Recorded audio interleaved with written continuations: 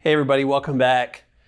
Last week we talked about infidelity and divorce and the challenges faced by the injured spouse. So it only seemed appropriate and fair to address the challenges after divorce for those who've been unfaithful. And I want to mention a few of the things that I've heard in my practice over the years from unfaithful spouses as they go through or even after they've divorced. So the first thing is that divorce didn't solve the problems. It only delayed the resolution. I hear some form or fashion of that statement frequently. And what happens is that frequently the bitterness about the betrayal fuels the injured spouse's anger for months and sometimes for years after the divorce, making the divorce recovery even more difficult. One guy even told me that the issues of how to deal with our children weren't solved by the divorce. Rather, the kids became even more trapped between the two of us as a result of my ex-wife's anger about my infidelity and divorce. And even if nothing is said to the children regarding the betrayal, ongoing anger can still cause the children to feel that they are being disloyal when visiting one spouse or the other, particularly the unfaithful spouse. Making amends, therefore, and doing anything and everything possible to make your injured spouse or ex-spouse heal before and even help them after the divorce is highly encouraged, not only for the children, but for both of you as well.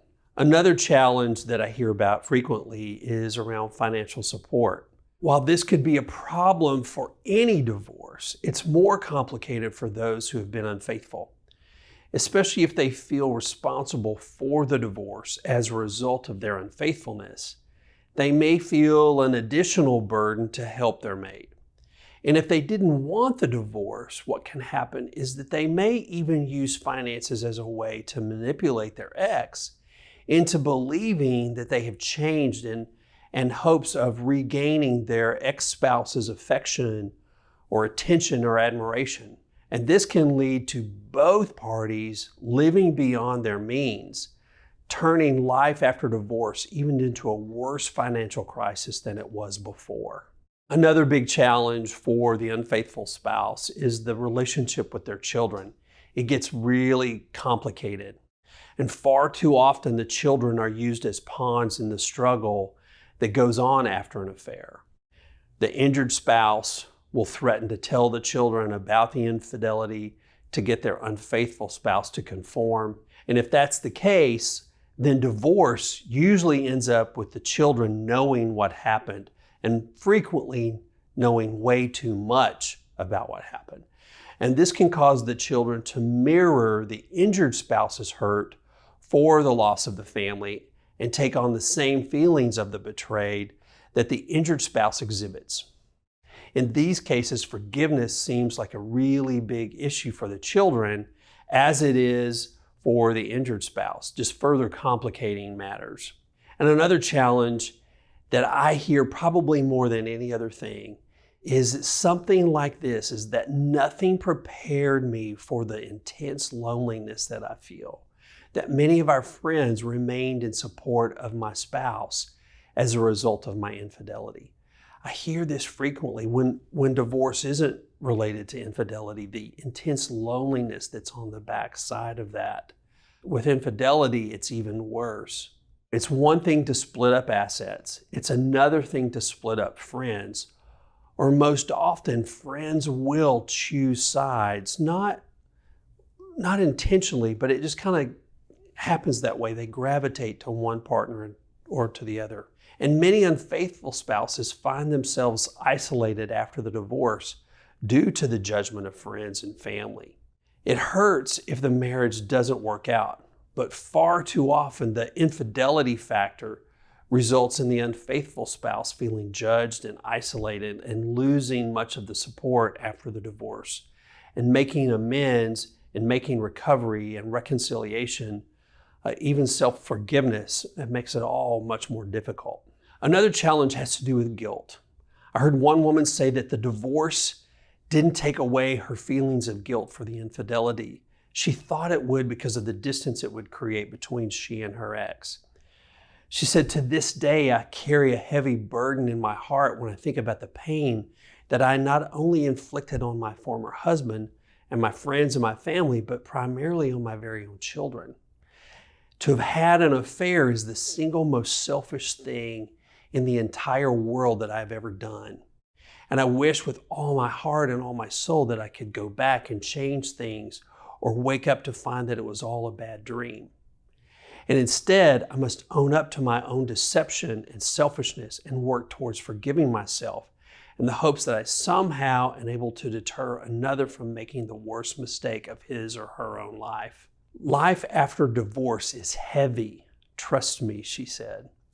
I totally believe that, and I see that every day.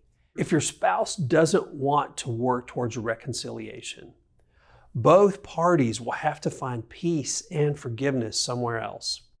But at the same time, they must also be trapped by the bitterness created as a result of the divorce. And learning how to receive forgiveness as well as extending forgiveness are major recovery tasks for the unfaithful spouse post-divorce. And another big challenge is dealing with anger. One man said that, "I thought my spouse's anger would subside after the divorce, but it didn't. It just escalated." You've heard me say, you've heard Rick say that the opposite of love isn't hate, it's indifference. Love and hate are both passionate emotions. And in the best of scenarios, when a relationship dies after a divorce, both parties can let the relationship go and move on. It's like there's this tombstone placed over the relationship that reads, "Rest in peace." But when infidelity occurs, this isn't the case. Not only does passion die, it actually escalates to new heights.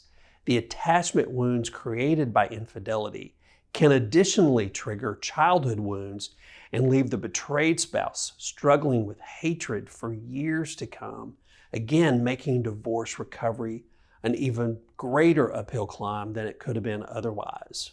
And the last challenge I want to talk about today is this fulfillment of a fulfilling life was slower in coming than most people anticipated. Of those interviewed, many said that finding fulfillment after infidelity and divorce was far more difficult than anticipated. Research from the Institute for American Values supports this. For the unfaithful spouse, letting go and moving on can be just as difficult as it is for the injured spouse.